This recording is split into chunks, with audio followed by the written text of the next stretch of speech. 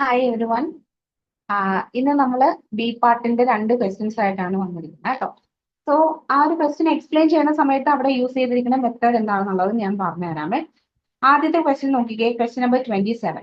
What concern did the speaker express about electronic health records? അല്ലെ, concern ആണ് ചോദിക്കുന്നത്. So അത് എങ്ങനെയാണെന്നുള്ളത് ഞാൻ പറഞ്ഞു തരാം. അതിനു മുന്നേ 27 ക്വസ്റ്റ്യൻ ഞാൻ കേൾപ്പിക്കാം കേട്ടോ. Now look at question 27.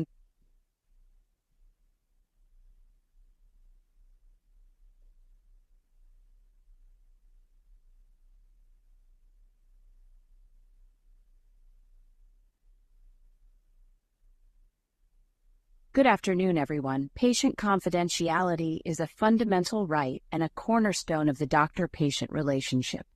It's paramount that all health practitioners understand the importance of keeping patient information private.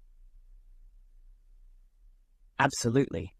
When patients come to us, they trust that their personal and health information will be kept confidential. Leaking or sharing this information without proper consent can lead not only to legal repercussions, but can also break the bond of trust. It's essential for maintaining the integrity of our profession. Indeed. Moreover, electronic health records are becoming more common these days, and the risk of breaches is higher than ever. Everyone in this room needs to ensure that they follow proper protocols to safeguard this data. Yes, and beyond just the technical side, we should always be wary of discussing patient cases in public areas, even in the break room. You never know who might be listening. Audio complete ആയി. So ഇവിടെ ശ്രദ്ധിക്കണം, concern എന്താണെന്നാണ് ചോദിക്കുന്നത്. Concern എന്താണെന്ന് ചോദിക്കുമ്പോൾ മിക്കവാറും ഉള്ള students വരുത്തുന്ന മിസ്റ്റേക്ക് എന്താണെന്ന് വെച്ച് കഴിഞ്ഞാൽ ഓഡിയോയിൽ കേൾക്കുന്നതുമായിട്ട് ഓപ്ഷൻസ് ചുമ്മാ കണക്ട് ചെയ്ത് പോകും. അതായത് ഓഡിയോയിൽ ഏതെങ്കിലും ഒരു സംഭവം പറഞ്ഞു അത് ഓപ്ഷനിൽ കൊടുത്തിട്ടുണ്ടെങ്കിൽ അതങ്ങ് ആൻസറിലേക്ക് എടുക്കുകയാണ് ചെയ്യുന്നത്. സോ അങ്ങനെ വരുമ്പോഴാണ് പലർക്കും 3 ഓപ്ഷൻസ് ആസ് സച്ച് അതേപോലെ പറഞ്ഞല്ലോ, അതിൽ നിന്ന് എങ്ങനെ കണ്ടുപിടിക്കും, ഇങ്ങനെയുള്ള പ്രശ്നങ്ങൾ വരുന്നത്. അപ്പൊ നിങ്ങൾ ചെയ്യേണ്ടത് ക്വസ്റ്റ്യൻ കറക്റ്റ് ആയിട്ട് മനസ്സിലാക്കുക എന്നുള്ളത് വളരെ ഇമ്പോർട്ടന്റ് ആണ്. ക്വസ്റ്റ്യൻ വായിക്കാൻ തരുന്ന ടൈമിൽ ക്വസ്റ്റ്യൻ കറക്റ്റ് ആയിട്ട് മനസ്സിലാക്കി അതിൽ എന്താണ് ചോദിച്ചിരിക്കണം എന്നുള്ളത് ആദ്യം നിങ്ങൾ മനസ്സിലാക്കണം. അതിനുശേഷം ഓപ്ഷൻസ് നോക്കണം. ഓപ്ഷൻസ് എന്ന് പറയുന്നത് ജസ്റ്റ് ഇപ്പൊ ഇവിടെ what concern with speaker express about electronic health records, അതായത് അവിടെ കൺസേൺ, എന്ത് കൺസേൺ അല്ലെ, ഇലക്ട്രോണിക് ഹെൽത്ത് റെക്കോർഡ് EHRനെ റിലേറ്റ് ചെയ്തിട്ടുള്ള കൺസേൺ എന്താണെന്നാണ് ചോദിക്കുന്നത്. കൺസേൺ എന്ന് പറയുമ്പോൾ ആശങ്ക, ആകുലത, അല്ലെങ്കിൽ സംശയം, അല്ലെങ്കിൽ വിഷമമായിട്ടുള്ളത്, ബുദ്ധിമുട്ട് തോന്നുന്ന രീതിയിലുള്ളത്, ഇതിനെയൊക്കെയാണ് കൺസേൺ എന്ന് പറയുന്നത്. അപ്പൊ നോർമൽ ആയിട്ട് പറയുന്ന സെന്റൻസ് ഒന്നും നമ്മൾ എന്ത് ചെയ്യത്തില്ല, ആൻസറിലേക്ക് എടുക്കത്തില്ല. ഇൻ കേസ് അവിടെ നോർമൽ ആയിട്ട് പറഞ്ഞുവാണ് പേഷ്യന്റ് ഇൻഫർമേഷൻ പ്രൈവറ്റ് ആയിട്ട് നമ്മൾ കീപ്പ് ചെയ്യണം, അതുപോലെ അൺഓതറൈസ്ഡ് ഡേറ്റ വരാൻ സാധ്യതയുണ്ട്, സോ അതിന്റെ കാര്യങ്ങളൊക്കെ നോക്കാം. അങ്ങനെ നോർമൽ ആയിട്ട് പറയണ എടുക്കരുത്. അവിടെ എന്തെങ്കിലും പ്രോബ്ലമാറ്റിക് നമുക്ക് തന്നെ തോന്നും, ഇത് പറയുമ്പോൾ അവിടെ എന്തോ പ്രശ്നമായിട്ടാണ് അവർ പറയുന്നത്, അങ്ങനെ തോന്നുന്ന ടൈപ്പ് ഓഫ് എന്താണ് ഇൻഫർമേഷൻ ആണ് നമ്മൾ എന്ത് ചെയ്യേണ്ടത്, ഓപ്ഷൻസ് ആയിട്ട് മാച്ച് ചെയ്ത് പോകേണ്ടത്. അപ്പൊ ഇവിടെ എങ്ങനെയാണെന്നുള്ളത് ഞാൻ പറഞ്ഞുതരാം. ഇവിടെ നോർമൽ ആയിട്ടും പറയുന്നുണ്ട്, കൺസേൺ വരുന്ന രീതിയിലും പറയുന്നുണ്ട്. സോ അത് എങ്ങനെയാണെന്നുള്ളത് നമുക്ക് നോക്കാമേ. ശ്രദ്ധിക്കണേ എല്ലാവരും.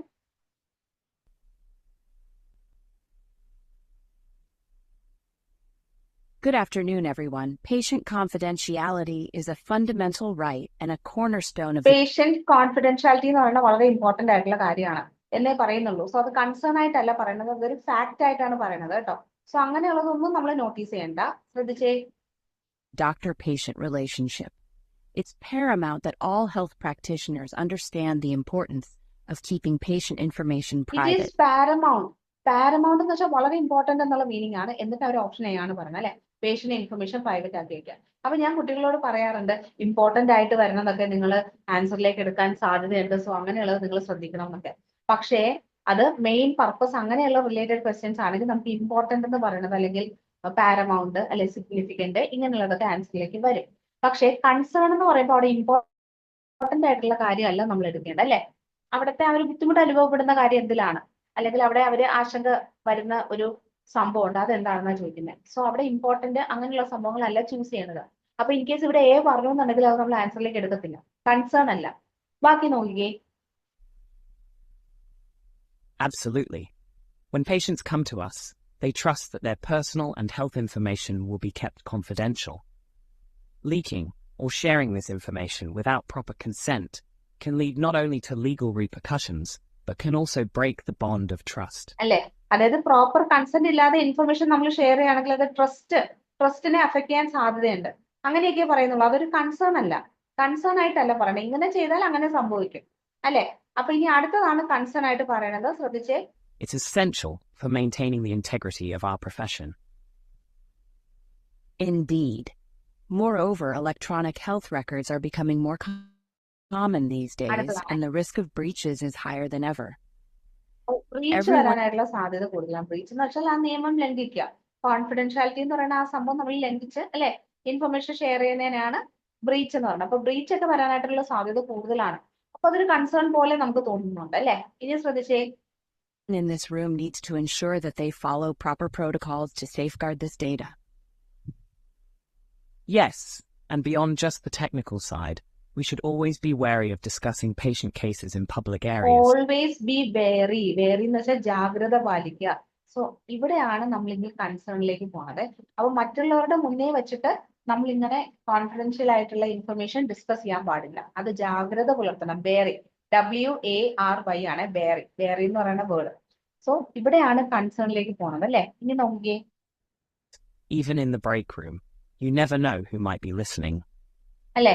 മറ്റുള്ളവരെ മുന്നേ വെച്ചിട്ട് സംസാരിക്കരുത് അല്ലെ? പബ്ലിക് ആയിട്ടുള്ള ഏരിയസിൽ നിന്ന് സംസാരിക്കരുത്. കാരണം ആരാണ് കേൾക്കുന്നതെന്ന് പറയാൻ പറ്റത്തില്ല.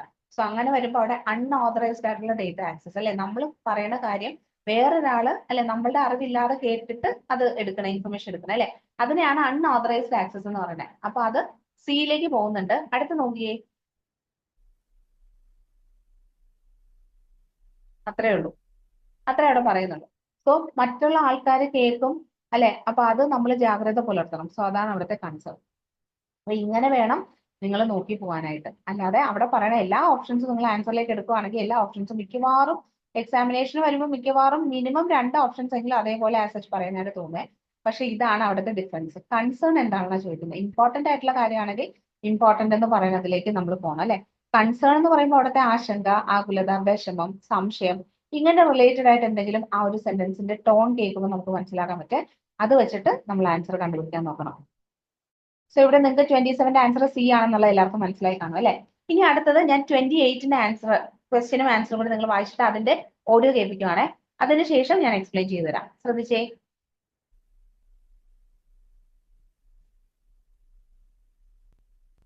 28 നോക്കണേ. Now look at question 28.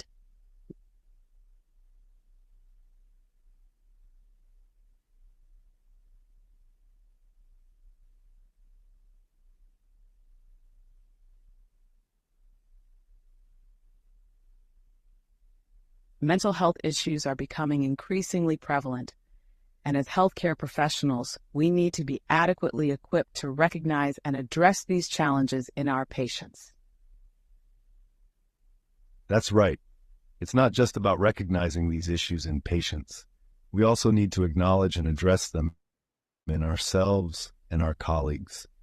The healthcare field can be stressful, and it's vital that we take care of our mental well-being. Absolutely.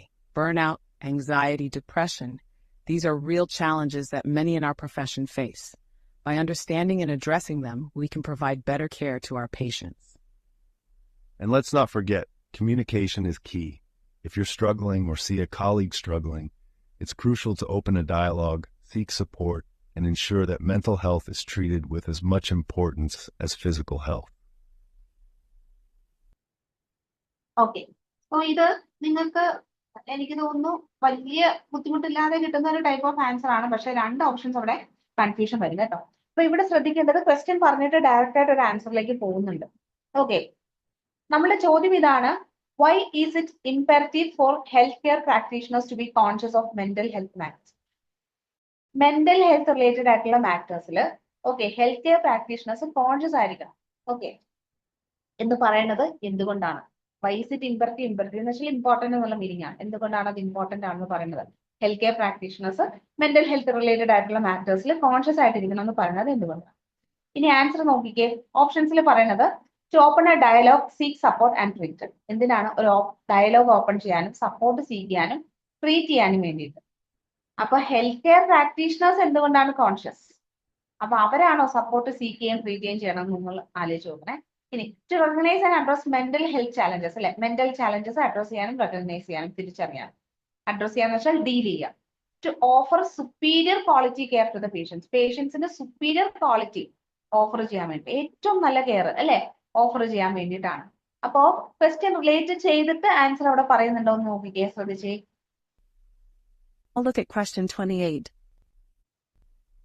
Mental health issues are becoming increasingly prevalent, and as healthcare professionals, we need to be adequately equipped to recognize and address these challenges in our patients. Mental health ഇങ്ങനെ കൂടിക്കൊണ്ടിരിക്കുകയാണ്. So നമ്മൾ എപ്പോഴും തയ്യാറായിട്ടിരിക്കണം അല്ലെ, ഇങ്ങനെയുള്ള mental challenges recognise ചെയ്യാനും address ചെയ്യാനും. So അവിടെ B പറയുന്നുണ്ട് അല്ലെ. സോ ഹെൽത്ത് കെയർ പ്രാക്ടീഷണേഴ്സ് എന്ത് കാര്യത്തിലാണ് കോൺഷ്യസ് ആയിട്ട് ഇരിക്കേണ്ടത്? ഇങ്ങനെയുള്ള മെന്റൽ ചാലഞ്ചസ് തിരിച്ചറിയാനും അഡ്രസ് ചെയ്യാനും വേണ്ടിയിട്ട്. അടുത്ത് നോക്കിക്കേ. That's right. It's not just about recognizing these issues in patients. We also need to acknowledge and address them in ourselves. Recognise ചെയ്യുക മാത്രമല്ല, അക്നോളജും ചെയ്യണം, അഡ്രസ്സും ചെയ്യണം. സോ അതും ബിയിലേക്കാണ് പോകുന്നത്. സോ അത് വളരെ ഇമ്പോർട്ടന്റ് ആയിട്ട് അവിടെ പറയുന്നുണ്ട്. Colleagues. The healthcare field can be stressful, and it's vital that we take care of our mental well-being. അത് ഓപ്ഷനിലൊന്നും പറയുന്നില്ല. Absolutely. Burnout, anxiety, depression. These are real challenges that many in our profession face. By understanding and addressing them, we can provide better care to our patients. By understanding and addressing them, അതായത് depression, anxiety, burnout ഒക്കെ health care practitioners ഇപ്പൊ face ചെയ്തുകൊണ്ടിരിക്കുന്ന challenge ആണ്. So അത് recognise ചെയ്യാൻ address ചെയ്യും ചെയ്ത് കഴിഞ്ഞാൽ നമുക്ക് പേഷ്യൻസിന് അല്ലെ കെയർ കൊടുക്കാൻ പറ്റും. ഹെൽത്ത് കെയർ പ്രാക്ടീഷണേഴ്സിന്റെ പ്രശ്നം സോൾവ് ചെയ്താൽ പേഷ്യന്റിന് കെയർ കൊടുക്കാൻ പറ്റും എന്ന് പറയുന്നുണ്ട്. സോ അതും ബിയിലേക്കാണ് പോണത്. And let's not forget, communication is key. If you're struggling or see a colleague struggling, it's crucial to open a dialogue, seek support, and ensure that mental health is treated with as much importance as physical health. അല്ലെ, അതായത് നമ്മളെ colleagues എന്തെങ്കിലും struggle ചെയ്യുന്നുണ്ടെങ്കിൽ നമ്മൾ അവരോട് സംസാരിച്ച് support കൊടുത്ത് അല്ലെ അതിന് അനുസരിച്ച് നിൽക്കണം എന്നാണ് പറയുന്നത്. അല്ലാതെ ഹെൽത്ത് കെയർ പ്രാക്ടീഷണേഴ്സ് എന്തുകൊണ്ടാണ് മെന്റൽ ഹെൽത്ത് മാറ്റേഴ്സിൽ കോൺഷ്യസ് ആയിരിക്കണം, അതിന്റെ ആൻസർ അല്ല എയിൽ പറയണത് അല്ലെ, ബിയിലാണ് ഡയറക്റ്റ് ആയിട്ട് ആൻസറിലേക്ക് പോണത്. സോ 28ന്റെ ആൻസർ വരുന്നത് ബി ആണ് കേട്ടോ. അതിൽ കൺഫ്യൂഷൻ വരരുത്. കാരണം ബി പറഞ്ഞിട്ട് എയും പറയുന്നുണ്ട്, എന്നാൽ സി പറയുന്നില്ല അല്ലെ. സുപ്പീരിയർ ക്വാളിറ്റി ഓഫ് കെയർ എന്നുള്ള മീനിങ്ങിൽ അവിടെ ഒന്നും പറയുന്നില്ല. അപ്പൊ ആൻസർ വരുന്നത് ബി ആണ്. ഇവിടെയും കണ്ടോ, രണ്ടെണ്ണം ആസ് സച്ച് അതേപോലെ പറയുന്നുണ്ട്, നമുക്ക് കൺഫ്യൂഷൻ വരും. വേറെ ഒന്നും പറയുന്നില്ല, അത്രയും പറഞ്ഞ് അവിടെ അവസാനിപ്പിച്ചിരിക്കുകയാണ് അല്ലെ. Now look at question 20. Real challenge. So ഇതിൽ നിങ്ങൾക്ക് ഡൗട്ട് ഇല്ലാന്ന് വിശ്വസിക്കുന്നു. 27ന്റെ ആൻസർ വരുന്നത് സിയും 28ന്റെ ആൻസർ വരുന്നത് ബിയും ആണ്. ആർക്കും കൺഫ്യൂഷൻ ഇല്ലല്ലോ. എന്തെങ്കിലും ഡൗട്ട് ഉണ്ടെങ്കിൽ താഴെ കമന്റിൽ നിങ്ങൾ ജസ്റ്റ് ഒന്ന് ചോദിച്ചാൽ മതി കേട്ടോ. ഞാനത് കുറച്ചും കൂടെ ഡീറ്റെയിൽഡ് ആയിട്ട് എക്സ്പ്ലെയിൻ ചെയ്തു തരാം. വരുന്ന റെക്കോർഡിങ്സിൽ അതും കൂടെ നിങ്ങളുടെ കൺസേൺസും കൂടെ ഇൻക്ലൂഡ് ചെയ്തിട്ട് ക്ലാസ് എടുത്ത് പോവാമേ. ഓക്കെ, സോ മനസ്സിലായല്ലോ. 27ൽ എന്താണ് കൺസേൺ റിലേറ്റഡ് ആയിട്ടുള്ള കാര്യമാണ് അല്ലെ. അപ്പൊ ഇമ്പോർട്ടന്റ് എന്നൊന്നും പറയണത് നമ്മൾ എടുക്കണ്ട. പാരമൗണ്ട് എന്നൊക്കെ പറഞ്ഞിട്ട് പറയണത് അതൊന്നും നമ്മൾ എടുക്കണ്ട അല്ലെ.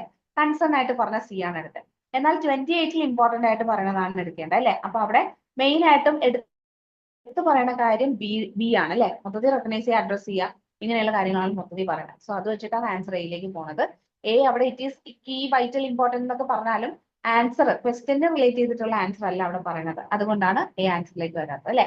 ഓക്കെ, സോ എല്ലാവർക്കും മനസ്സിലായെന്ന് വിശ്വസിക്കുന്നു. ഇനി അടുത്ത വീഡിയോ ആയിട്ട് ഉടനെ കാണാം. ഓക്കെ, അപ്പൊ താങ്ക് യു.